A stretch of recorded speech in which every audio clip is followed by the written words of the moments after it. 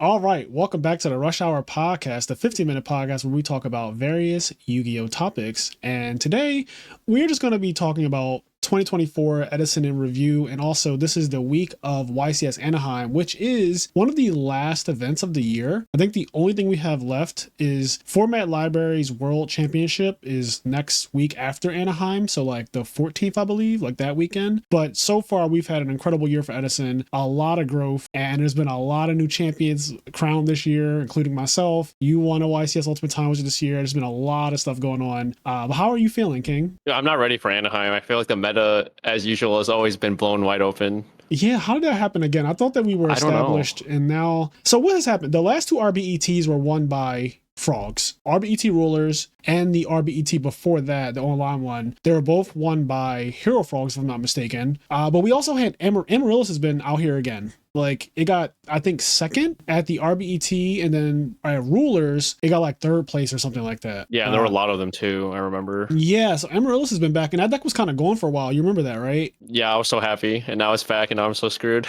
Yeah, and me and you had that conversation on my stream when I was doing an LCQ stream about how there's this myth going around that the reason why we don't see that much Amaryllis in tournaments is because it's kind of expensive. People don't have it in real life or whatever. But then I think you dispelled that, and I agree with you too, is that like if people want to play that deck, they will just play that deck. They will pay whatever you need, because Yu-Gi-Oh players have always historically paid what they needed to play a deck. Like people in Modern pay $1,000 to play the game, right? And yeah, they do that every 3 months. Yeah, it's not even that expensive. You can find a good deal for it. Yeah, it's 150 like, bucks. Yeah, it's for like three. that. Yeah, that's like nothing for a deck. Yeah, the rest of the deck is cheap as heck. Some of them don't even play 3. Some of them play 2, which I don't know if that's right. I don't know if that's right. Yeah, I'm not the Amaryllis expert, but I was thinking about doing something jank for Anaheim. It's the last event of the year, and I'm not really like, I do want to do well, of course, always, but it's the last event of the year, and I was thinking about maybe switching it up and not playing Hero Frogs or whatever, or not playing Frogs at all, and just playing. I had a couple of different ideas. Amaryllis is one of the decks that I am considering. I'm not even gonna lie. I've never played it at an event, and I feel like I like playing decks that I don't really mirror match. And in all of the tournaments this year, I think I've played against Amaryllis one time. No, yeah, I think once this entire year I've played against Amaryllis in a tournament. That's nice. Yeah. Oh, you played against it in a tournament? Yeah, well, you played it in the finals. Well, yeah, at Raleigh I played it 3 times, and then at Nats I played it once, and I think I played one more time in some other tournament. Yeah, it was popular at Nats too, if I remember. Like there were a few at the top tables. Yeah, in the last round there were multiple, and I think one of them definitely did make it in. I'm not sure if there was more than one at nationals, but yeah, I remember there was the one I played Future Fusion with like Stratos and Dasher and stuff like that. I thought that was like game breaking. I mean, that still is kind of groundbreaking technology right there, but I don't know. Yeah, I don't know what happened, man. I really thought like in the middle of the year there was a Vayu Blackwing meta for sure, and then Hero Frog was here and there, and then Hero Frog is now everywhere. Amaryllis is everywhere. Yeah. Machina, I feel like, is everywhere on DB. Like, all my friends tell me Machina. I don't play DB online, but everyone and their mom says Machina is everywhere. Machina is out here. I did try that deck, and I think it is very, very good. I always rate it very high on my tier list. I think that any deck that uses the Machina engine has a good value in Blackwing matchup naturally. Yep. Or like to a degree. It really depends on how well they can open up the bird deck. And what I mean by that is if they can clear your back row with Raikos, Dust Tornadoes, Lila, stuff like that, and make room for the Fortress to come through, the matchup is kind of a cakewalk for them because they'll outgrind you with Avarice. If you have any traps whatsoever that stick, Fortress is weak to literally every single trap in the format. Oppression, Bottomless, Deep Prison, Mirror Force, Torrential, Compulse, like you name Solemn Judgment, every single trap is good against Fortress. So like, if you have traps, you're fine. But the games where you don't draw traps like that, or the games where they can just like Raiko, Dust Tornado, MST Heavy, Lila them away, you're going to suffer those games for sure. So it should do well still. Like I think it won a YCS this year, if I'm not mistaken. Like this was the year one Lille. Yeah. Do we have a winner for YCS Bologna, or however you say that one, the recent European one? Blackwings with no allure does shoot one. Okay, but I heard that the players like split. I heard that 7 players split. I heard one guy was like, I'm not splitting.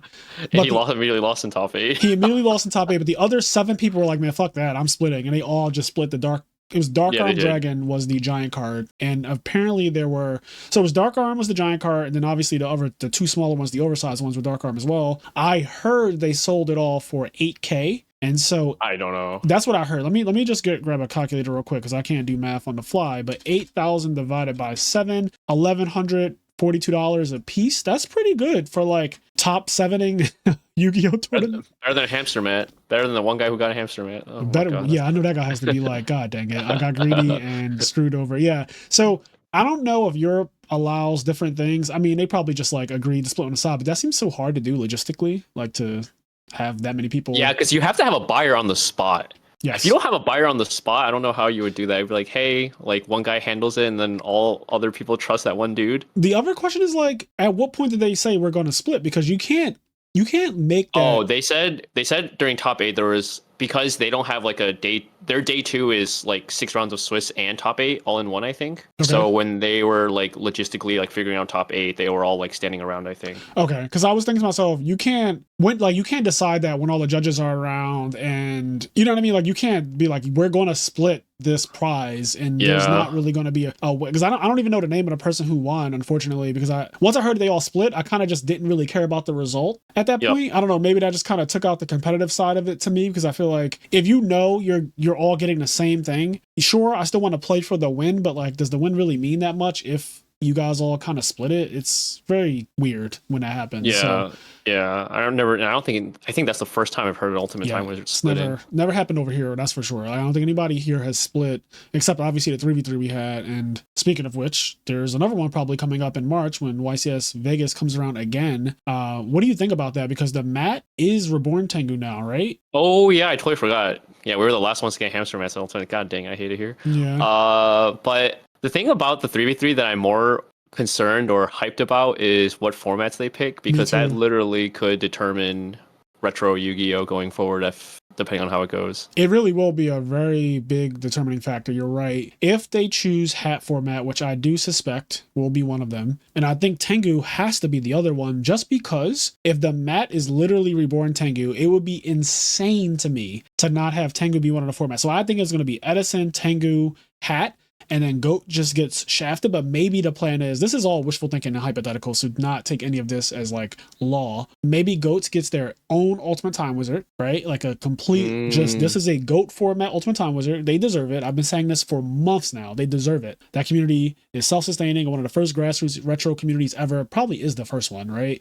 Like people used to play GOATs just at YCF. They just bring a GOAT deck out and be like, you want to play GOATs? It's the first time I ever saw that. So yeah, GOATs deserves it. Maybe they'll get their individual one, and then we'll get a 3v3 for Edison, Tengu, hat. I could have sworn Europe had a GOAT Ultimate did. Time Wizard. Okay.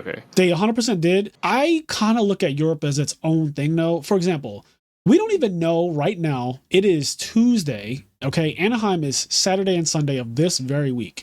We don't know what we're playing for right now. That's how it always is, though, right? No, because in Europe, they knew they were playing for Dark Arm weeks before. Like it was posted on weeks before, bro. It literally, Dark Arm Dragon was on the website, the European Konami website. It was blatantly on there at least a week or more before the event. Like we knew it was Dark Arm before Saturday. Sacramento YCS, which I went to this year, we didn't know it was Black Rose Dragon until we literally got there on Friday. And it was like, I had to go up to the guy at the prize pool thing and say, hey, what is the giant card we're playing for this weekend? And he said it's Black Rose, which is good. Like Black Rose is really good. It's one of the most iconic monsters in all of Yu-Gi-Oh. It's one of the 5Ds, blah, blah, blah. It's a great card. But I think, and as it could be cope, but I think that if we knew that Anaheim was going to be Dark Arm Dragon, maybe some people might book last minute flights. You know? Right, yeah. Yeah, that would definitely incentivize more people to go. That's what I think in my head. I don't know if that's actually true. Maybe no, it is.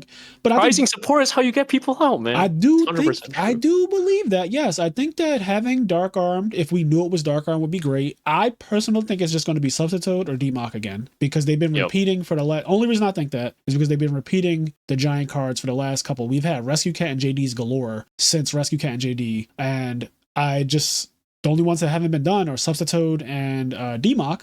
So I'm just assuming that they're going to re-release them at some point, because that just makes sense to me. The way the trajectory has been going is what I'm basing it on. Yeah, I agree. Have they done another Caius? No, but I think that's different. I think that the 3v3 thing, don't be surprised if Vegas is the same three things again. Like, I wouldn't be surprised. It literally would not surprise me at all. If Vegas is like the three Monarchs again, it would be cool. Not that it's better, but it would be cool if it was red gadget, green gadget, yellow gadget. Just saying. I think that'd just be a cool little thing. It's not as good as the Monarchs, I know. Yeah. But it would be cool to me to have the three gadgets as like the giant card. I don't know. Yeah, they do deserve one. Yeah. Yeah, it'd just be cool. It's three of them. Yeah. So for Anaheim though, like the meta is, I've seen so many side decks like recently. I don't know why, either via coaching or people posting lists, but it's gone from so hyper focused side decks to now like like when you look at a Blackwing side deck now, I feel like most of them are back on like double Cyber, double DD Crow, They double are. Knock, just the generic stuff because Yep. there's just so many matchups to account for now. Definitely the double Cyber Dragon is back. I've seen every single Blackwing player on double Cyber Dragon again. I've seen Cyber Dragon a lot in decks, period. I know 10-foot Mains won in his Hero Frog deck. He was doing that the last tournament that I think he did well in.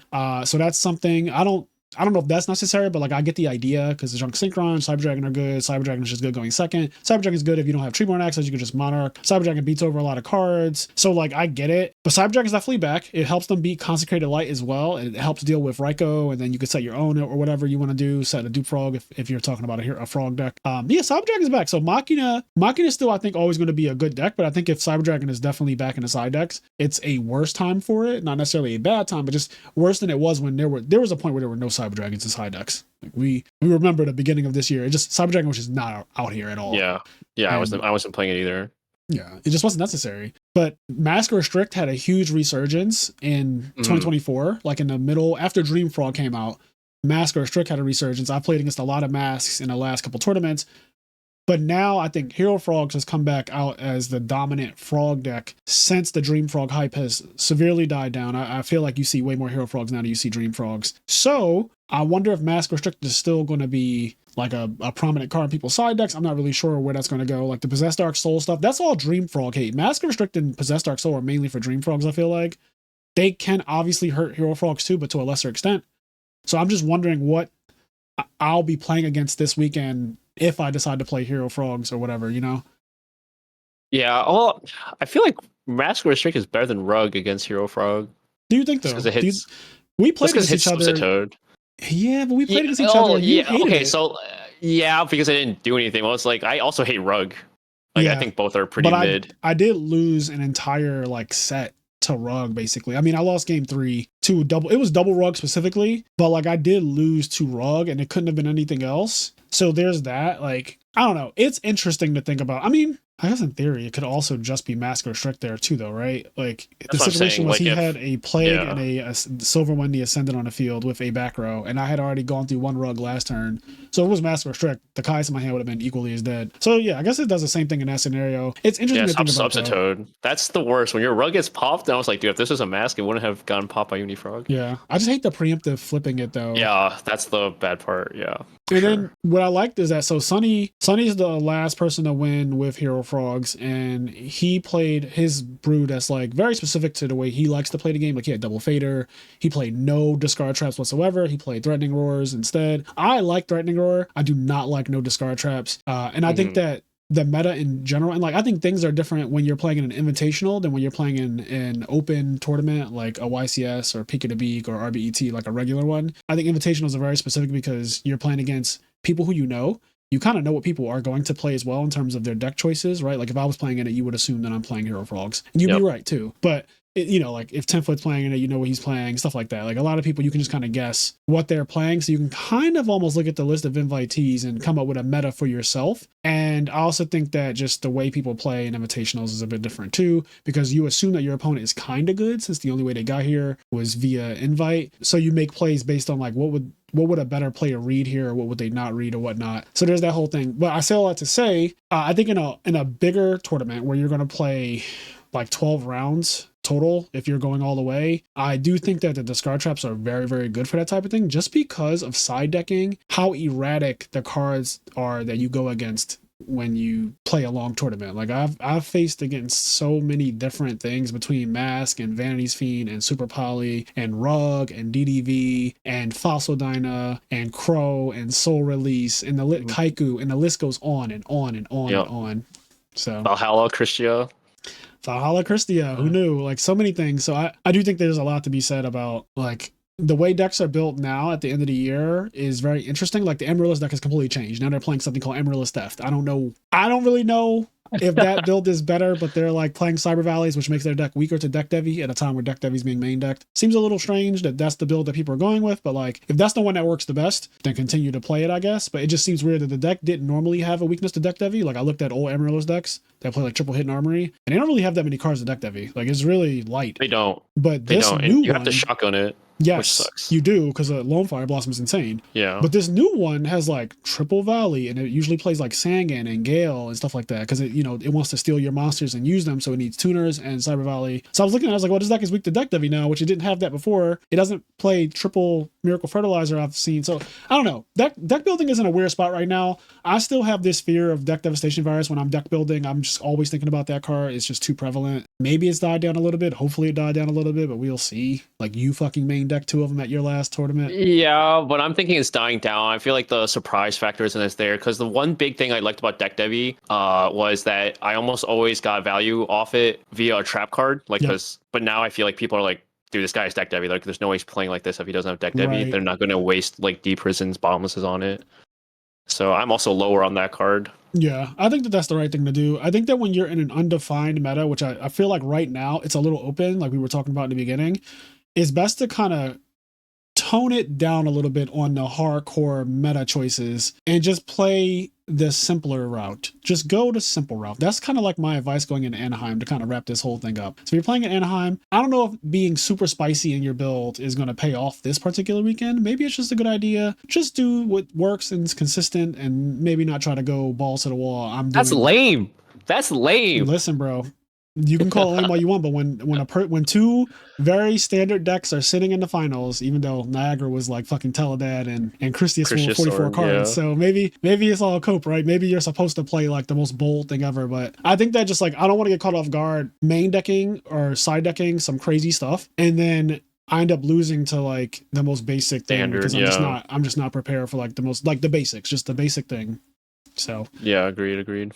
All right, guys. Well, let us know what you think about 2024's Edison format and the future of Edison and the future of retro in general, because we don't know what 2025 is going to look like in terms of what Ultimate Time Wizards is going to be, Tengu format, Hat format. Do you want there to be Ultimate Time Wizards for those formats? Because if there will be, I genuinely think that a lot of players will shift into playing those formats, not away from Edison necessarily, but just like people will take those formats more seriously, and we'll all start collecting cards and stuff like that. I'll at least have a deck for whatever format they do. If they do Tengu, I'll get a Tengu deck. If they do Hat, I'll get a Hat deck, and I'll just have it, see what happens. But all that being said, have a good one. We'll catch you in the next one. Peace.